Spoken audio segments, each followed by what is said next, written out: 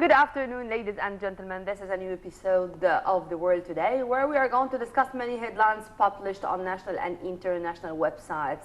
Before we start, let me first welcome our dear guest live here in the studio, Dr. Adel Saleh, Professor of Political Communication and our political analyst of this episode. Let me start immediately, as we do have a lot of headlines, and our first are coming from Al-Ahram online, where we read, major think tank advises continued U.S. support for Egypt. The Washington Institute for Near East Policy recently published recommendations for future U.S. policy in the region, placing emphasis on Egypt as being a pivotal country for stability in the Middle East.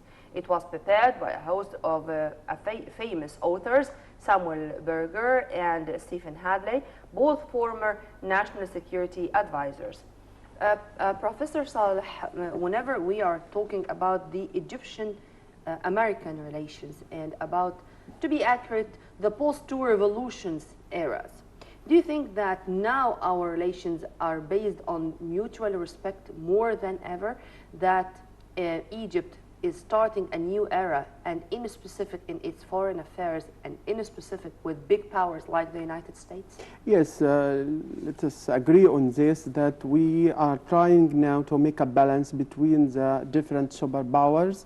I think our relationship with Russia make a lot for us, and now we can benefit from our relationship with Russia and also the U.S.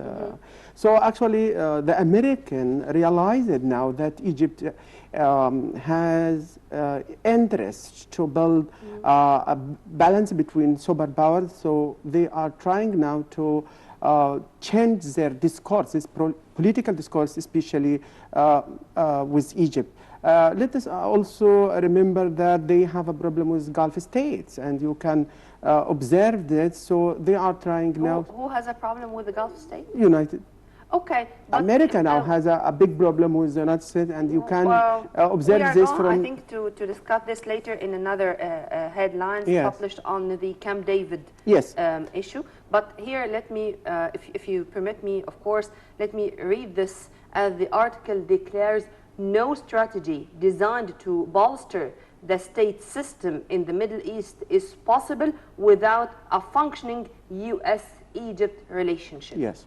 I think they realize it now that Egypt is very, very important partner in the Middle East, and if they need to keep or save this stability in the MENA region or in the Middle East, they have to build a good relationship, and they have to support Egypt again from different perspectives. Yep. From the Gulf today, we read Arab nations vow to boost efforts to save historic sites. 10 Arab countries said on Thursday they would coordinate to counter artifact smuggling and preserve the region's heritage sites as militants in Syria advance to the gates of ancient Almeria. Irina Bokova, the head of UN Cultural Agency UNESCO, warned at the start of the conference that looting archaeological sites has reached an unprecedented scale. This cultural cleansing is being used as a tactic to terrify people. It's a war crime. Well, this conference was held in Egypt, and the states represented were Egypt, Oman, Lebanon, Kuwait, Saudi Arabia, the United Arab Emirates, Libya, Sudan, Iraq, and Jordan. And Irina Bokova seized the opportunity and held a meeting with the head of a state, with President Abdel Fattah el-Sisi, as she hailed Egypt's role in the region, and she expressed keenness to boost cooperation and support to Egypt in different fields, whether nationally and internationally. And President Abdel Fattah el-Sisi told her that the mission of UNESCO is doubled in the region in this very critical period. How do you see having Egypt as the center of the Arab world, and to choose Egypt to host such a conference, and with Irina Bokova to be keen to meet the head of the state before leaving after participating in this conference? I think we are in the same direction as we talk about the relationship between Egypt and the U.S. And even now we are speaking about an international organization. Yes. An organization affiliated to the UN. Affiliated to the UN, but as you know that the the U.S. actually is playing a role in, how can we say, affecting this also organization. So when the U.S. Move to build or to enhance the relationship with Egypt, I think the reflections of this on all organizations will be observed in the upcoming days. So it's not strange that Egypt will be also responsible for this cooperation with UNESCO at the same time. Yeah. From the Jerusalem Post, we read, Abbas sets preconditions in new Netanyahu government to return to peace. In addition to the release of prisoners and an end to West Bank building, Palestinian Authority President Mahmoud Abbas wants a guarantee that talks will last for at least a year. Well, the formation of the new Israeli government head by Netanyahu, unfortunately, it's pessimistic regarding the peace talks or the peace negotiations, especially after Netanyahu used in his propaganda during his election campaign that an independent Palestinian state is not on his watch. Okay. No light by the end of the tunnel, or with mediation, something good can happen? It's difficult to answer this question because there is positive indicators from the international sides. Actually, Vatican actually recognized it and called for the recognizing of the independent Palestinian state. However, this conservative, and maybe we can say it is this fundamental government in Israel, actually maybe they are not keen to keep the process, the peace process with Palestinians. However, I think moving to make a pressure from outside will be helpful and maybe affect the internal policies or political situation in Israel. Then, regarding the Palestinians' bid to join international organizations and to file the crimes against humanity committed by the Israelis in many occasions to the ICC or to The Hague, do you think that these steps are going to complicate the peace process or the peace talks, or it's going to make it, as you said, a pressure on Israel to be involved into negotiations? I can say that this could help to make a pressure, as you said now, and I think there is no alternative for the Palestinians.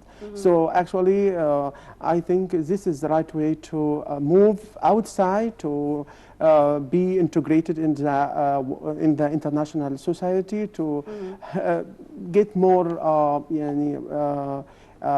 support from the international sides to make this pressure, because as you know, without this pressure, the ruler now in Israel or the current government will not be keen for peace with Palestinians. Yep.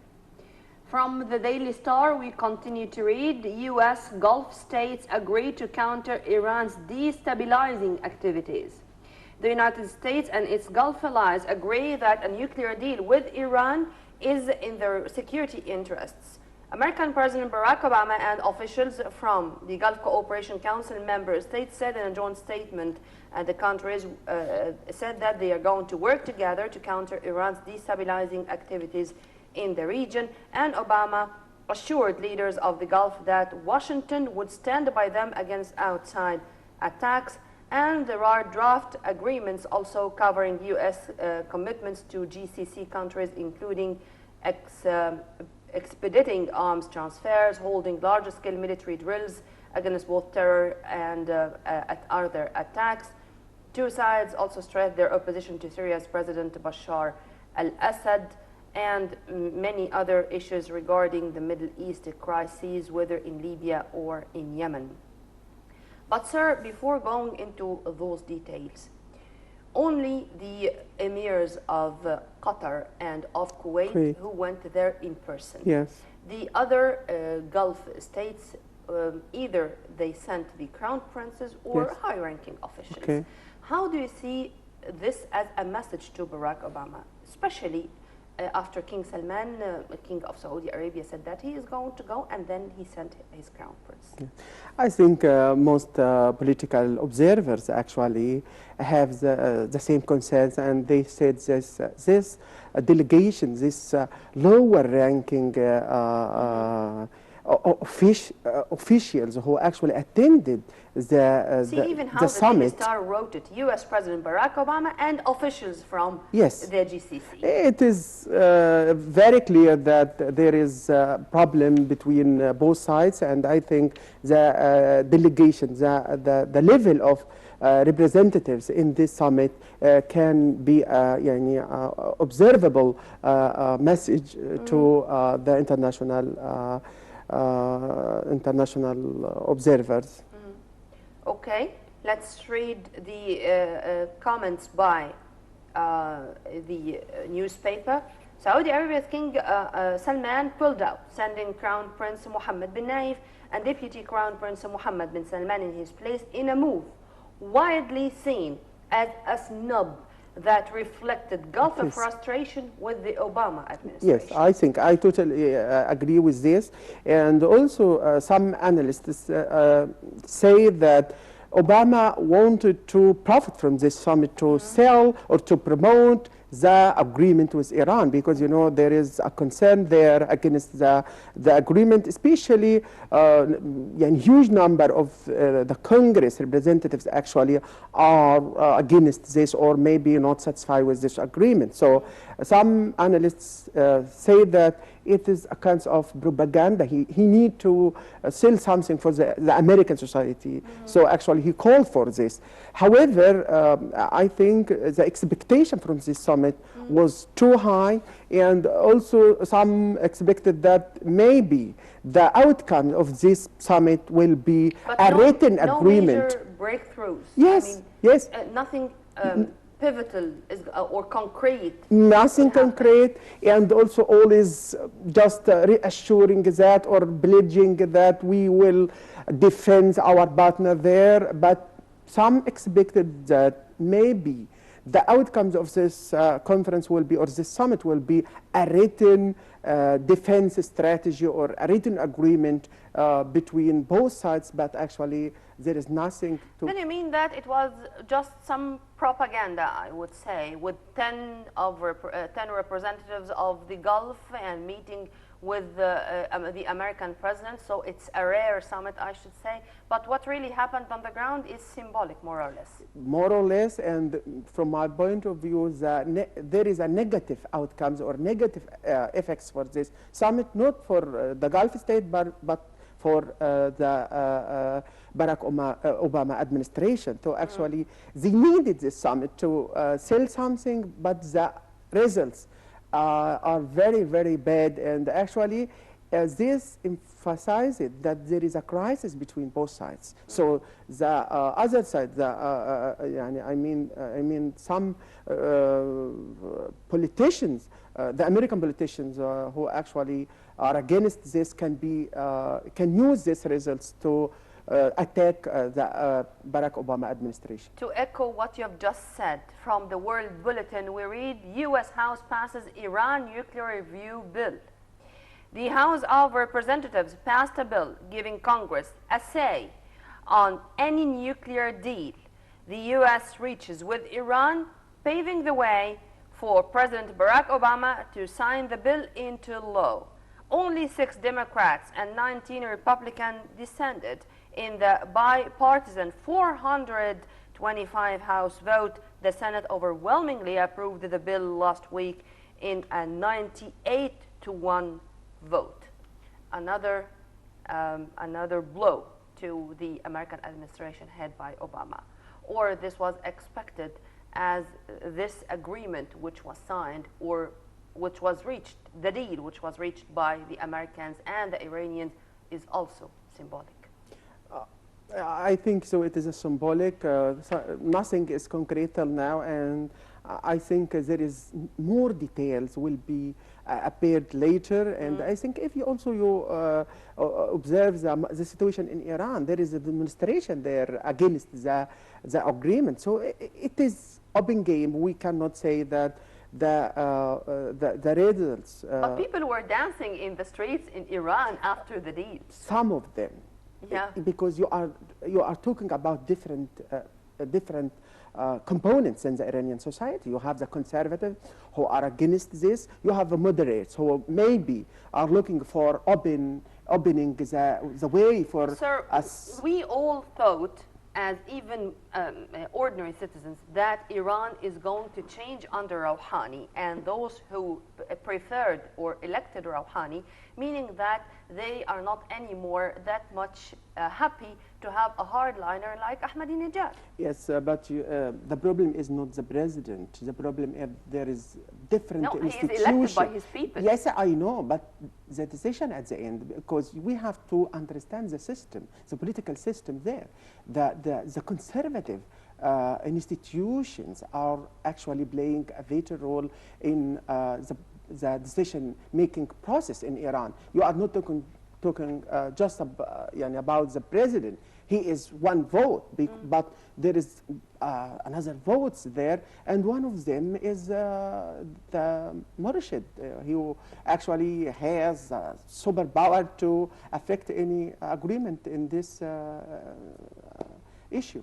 Or also, to continue with the Iranian file, also from the World Bulletin, we continue to read: Iran accuses Saudis as traitors over Yemen. A top member of Iran's parliament called Saudi Arabia's King Salman a traitor to Islam on Thursday, a sharp escalation in rhetoric over Riyadh's airstrikes against an Iranian allied militia that has seized much of neighboring Yemen. Although a 5-day humanitarian truce was largely holding and aid was getting some of the millions of Yemenis deprived of food, fuel, and medicine, tensions were also mounting over the Iranian relief ship, which Saudi Arabia insisted on inspecting.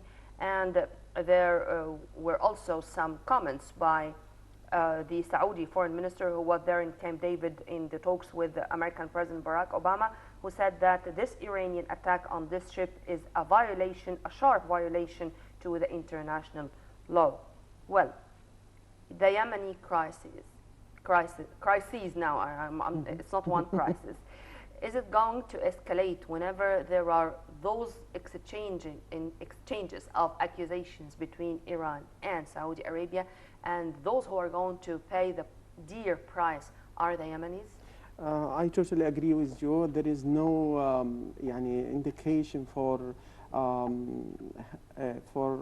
agreement between the powers or the political group there, and I think both powers, I mean Iran and Saudi Arabia, are looking for their interests there in Yemen, and without the assistance from the international community and also from Egypt as we said, a main power in this region. So actually, it will be worthy. It will the situation. So how will to be solve it, sir? I mean, should the Arab League, for instance, interfere? Should the United Nations do something more? Should the Yemenis themselves know that who are their real enemies and who are the allies? I mean, till the moment, I cannot understand the stance of former President Ali Abdullah Saleh and what he is doing in support for the Houthi militants. Yeah. And in the same time, the new envoy, the Mauritanian diplomat, who is now the UN envoy, he has nothing to do except pledging or asking the sides who are in deep conflict just to leave the infrastructure, the ports and the airports, to be able to have those aids to reach those impoverished people. I think the situation is the same with Syria, you know, that you have a divided society and you have different militant and political groups. The problem is there is no agreement on the Arab, how can we say, policies regarding both issues, you know, that there is a dividing between the Arab countries on these issues. Look at the situation in Yemen. Go to analyze the situation in Yemen. You are looking for what's about the role of or the the policies or the political attitude of مثلا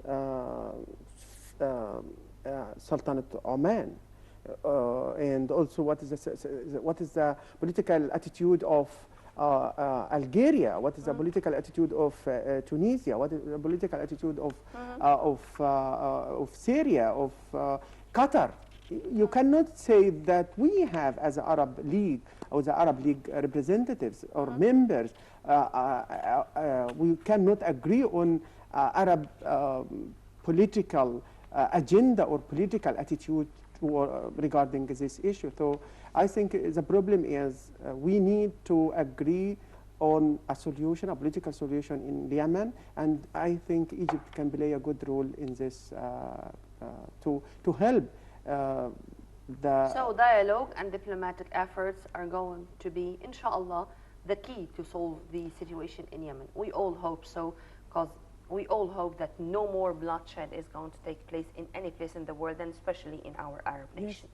Dr. Ahad Saleh, Professor of Political Communication, thank you very much for being with us, sir. You are welcome. Thank you very much. And by this, we come to the end of this episode of The World Today. Till we meet again, same time on Nile TV International. On behalf of Tariq Farouk, Faryal Muhammad Abdullah, Magdi Sliman, and myself, Nermeen Abdurrahman, many thanks for watching and have a very good afternoon.